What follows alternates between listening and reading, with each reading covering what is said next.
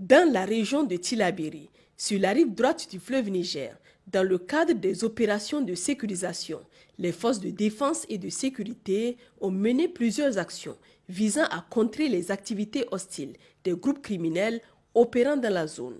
Au cours d'une opération de ratissage menée le 21 janvier en direction de Taratakou et autour du village de Foneko, 4 individus identifiés ont été interpellés.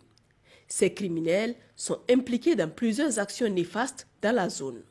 Les suspects ont été remis aux autorités compétentes pour vérification. Le 22 janvier 2025, au cours d'une mission menée sur l'axe Fari et Samira, 3 individus suspectés de terrorisme ont été interceptés entre les villages de Karimari et Boulkagou.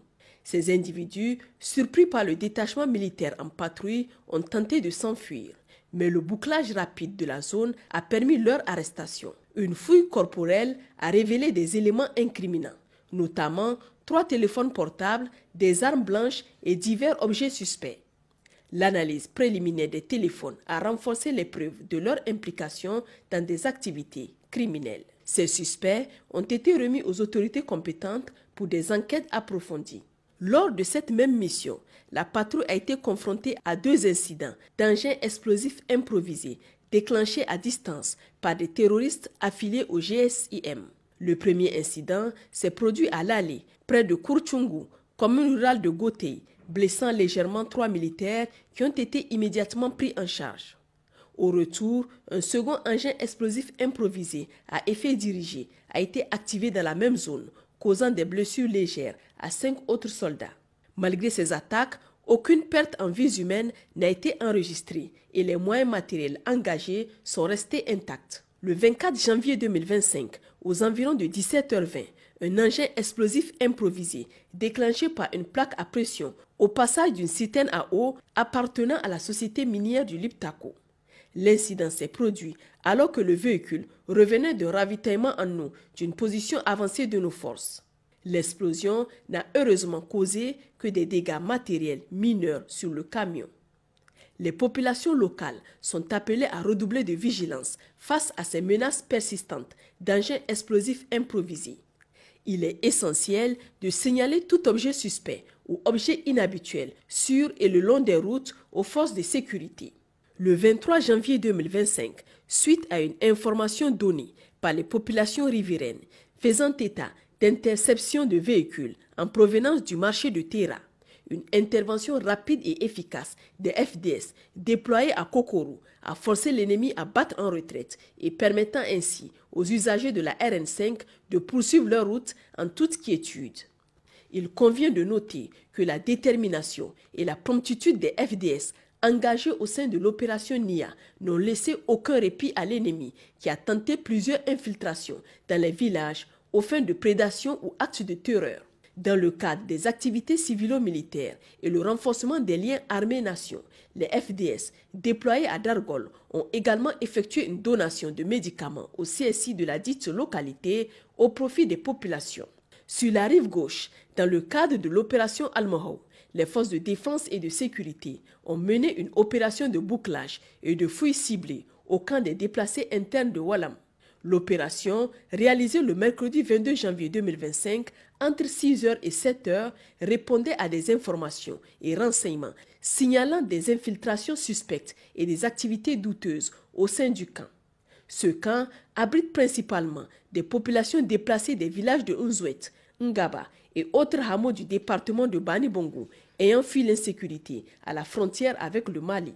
L'opération a permis l'interpellation de 20 personnes pour identification et vérification de leur statut, la saisie de 11 motos en vue de contrôler leurs pièces et origines, la saisie de 6 tricycles également soumis à des vérifications administratives, la découverte et la saisie de 415 comprimés de stupéfiants renforçant les soupçons d'activités illicites au sein du camp. Les personnes interpellées ainsi que les matériels saisis ont été transférés au commissariat de police de Walam pour des investigations approfondies. Dans le cadre de l'opération Damissa, les forces de sécurité ont récemment mené des opérations ciblées pour lutter contre les activités de contrebande et de trafic de produits prohibés qui menacent la sécurité économique et sanitaire de la région. 2 saisies majeures ont marqué ces derniers jours.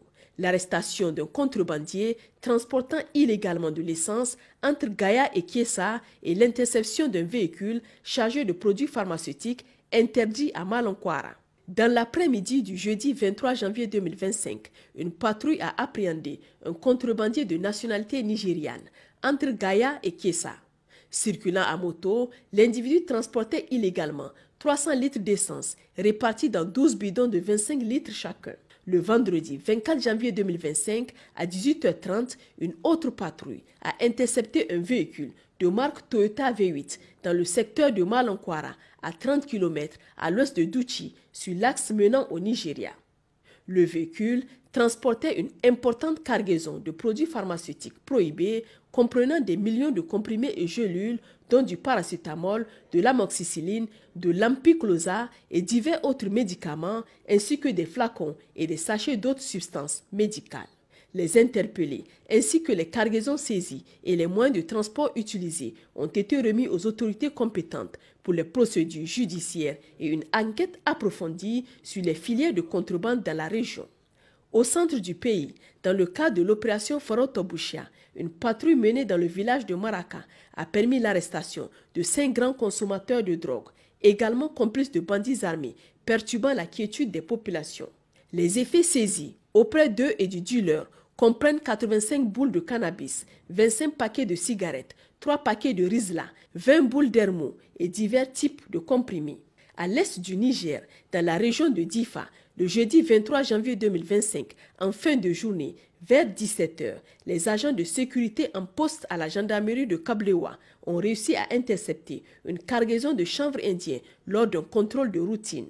La drogue, dissimulée dans un sac à bord d'un véhicule de transport de marque Golf en provenance de Hadejia au Nigeria, comprenait 9 boules de chanvre indien représentant un poids total de 9 kg. Le conducteur du véhicule ainsi que la cargaison saisie ont été immédiatement remis aux services compétents pour une enquête approfondie et la poursuite de la procédure judiciaire. Au nord, dans le cadre de l'opération Garkwa, lors d'une patrouille, le détachement mixte de Djado a découvert un fusil AK-47 accompagné d'un chargeur contenant 27 cartouches de 7,62 mm enterré dans le sol à environ 2 km au sud-ouest d'un site d'orpaillage clandestin. Chers compatriotes, au cours des dernières 72 heures, la situation sécuritaire du pays est demeurée sous contrôle. Cette accalmie ne doit pas être une raison pour relâcher dans notre lutte. C'est pourquoi nous vous exhortons davantage à signaler sans délai tout comportement suspect ou activité inhabituelle aux forces de défense et de sécurité dans l'intérêt de notre sécurité commune. Restons vigilants, solidaires et fermes dans notre quête d'un avenir meilleur pour notre chère nation. Les numéros d'appel d'urgence sont à votre disposition 24 heures sur 24 pour toutes fins utiles. Pour les forces armées nigériennes, le 40-40. Pour la gendarmerie nationale, le 40-00. Pour la garde nationale du Niger, le 280. Pour la police nationale, le 83-83. Vive le Niger, libre et souverain. Vive les forces de défense et de sécurité. Vive les citoyens résilients et engagés.